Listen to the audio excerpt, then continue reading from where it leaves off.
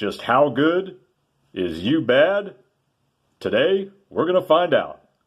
Good day, everyone, and welcome back to T-Mac FPV, your home for your journey to better FPV fun, flights, and racing stuff.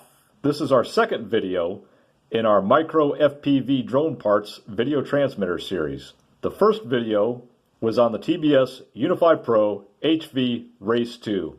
If you missed that, no worries. A link will pop up in the upper right-hand corner of this video for you to go ahead and check that out. Today, we're going to go over the U-Bad Mimic X Mini.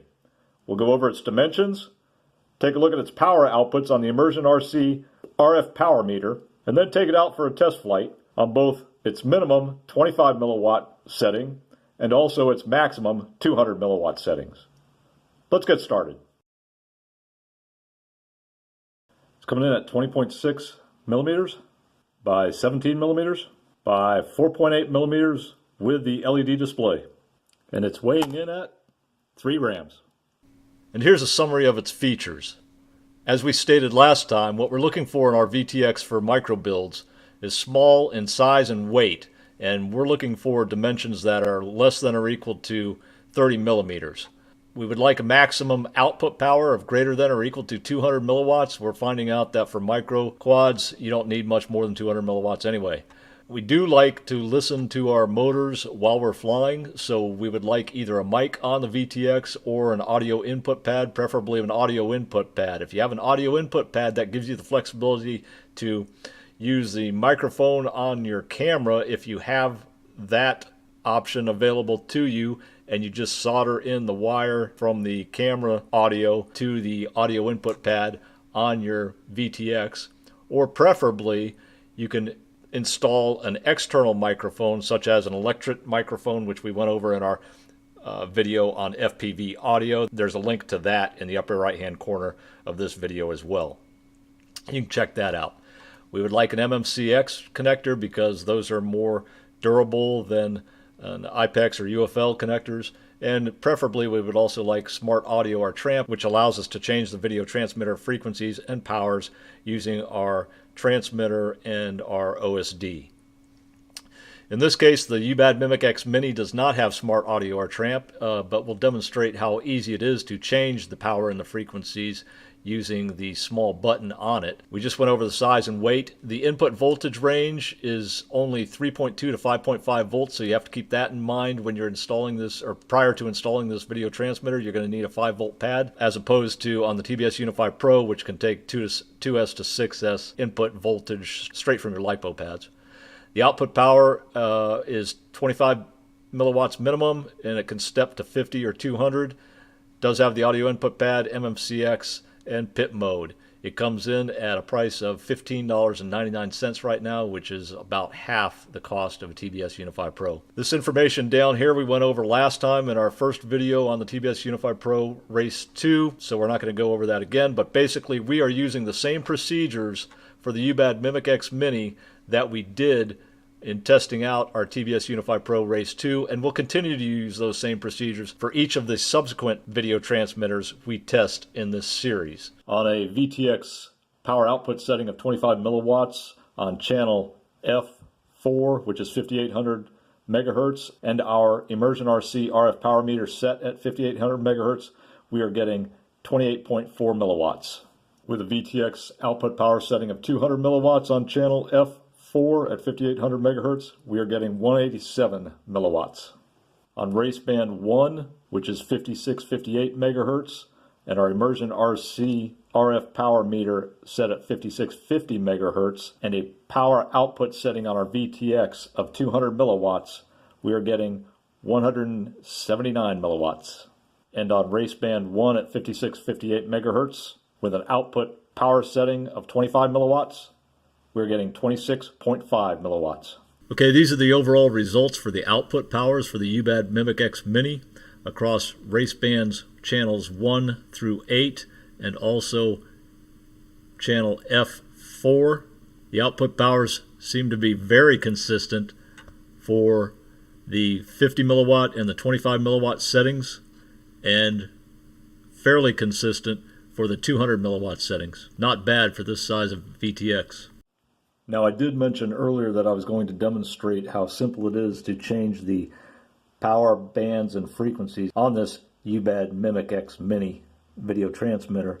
There's a small button right here which is located on the side, which is a good design because it's actually very accessible on the side of the board to operate.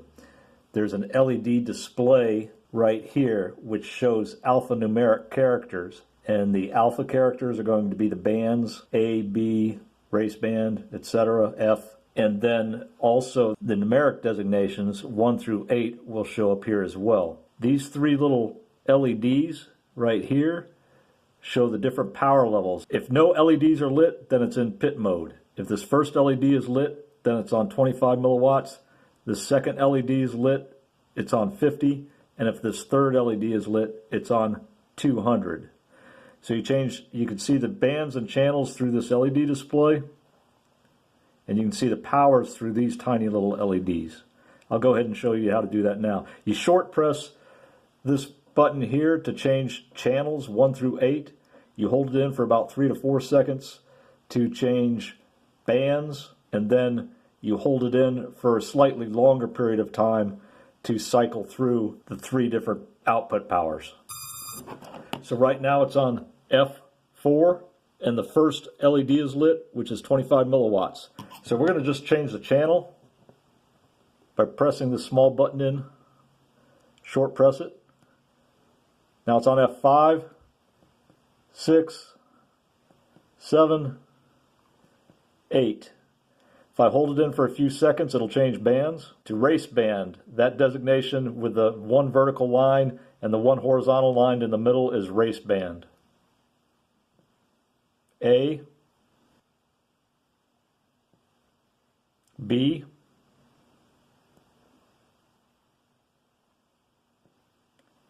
E, and I want to go back to F.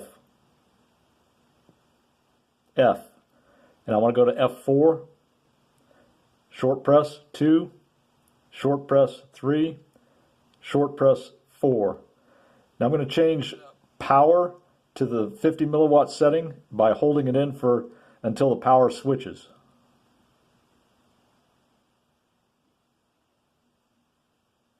And there it's switched to 50 milliwatts. I'm going to hold it in again to go to 200.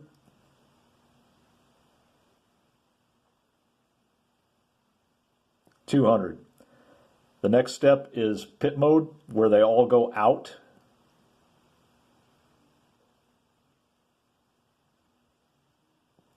Now it's in pit mode, and one more time I'm going to go to 25 milliwatts on channel F4, which is what we're going to be flying with initially.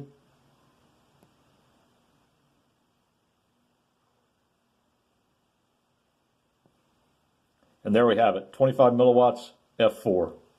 Okay, as mentioned earlier, we're using the same procedures for each of the micro FPV video transmitters we're testing. Consequently, we're using the same field and the same flight path as we did for the TBS Unified Pro HV Race 2, and we will do so for all subsequent video transmitters that we test during our micro FPV VTX series. The reason we're doing that is so if you want to compare one video transmitter versus another, you can actually stack the flight videos from each one on top of the other, and run them simultaneously. And I'll demonstrate that so you know what I'm talking about. Just go to the 2 videos of the micro FPV video transmitters that you're wanting to compare. Open one window for each, then make each window approximately the same size and rearrange them by stacking them one on top of the other or side by side if you wish, and then play each of them simultaneously. Since we're using the same field and the same flight path for each of the micro FPV video transmitters we're comparing, if you do this, you should get a fairly good comparison of one video transmitter against another. After our test flights, if you found this video useful, click on the thumbs up button below. Remember to subscribe to your TMAC FPV channel. Until next time, we appreciate your time. Thanks for watching. Happy flying, and it's fly time!